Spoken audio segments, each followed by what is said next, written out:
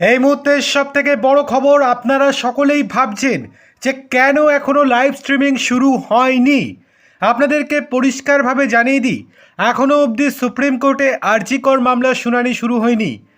আপনাদেরকে আগেই জানিয়েছিলাম, গতকাল বলা হয়েছিল দুপুর 2টোর সময় আরজি কর মামলার শুনানি শুরু হবে, কিন্তু আমরা সকালবেলা দিয়ে আপনাদেরকে জানিয়েছিলাম 2টো না, 2:30 কিংবা 3টেও বাজতে পারে আরজি কর মামলার শুনানি শুরু হতে।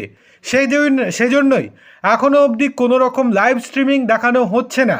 লাইভ স্ট্রিমিং শুরু হতে হতে 3:15 থেকে 3:30 বাজতে পারে। এখন বর্তমানে কর্ণাটকের একটি মামলা চলছে, সেই মামলার শুনানি শেষ হওয়ার পর নতুন করে আরজি কর মামলার শুনানি শুরু হবে সুপ্রিম কোর্টে।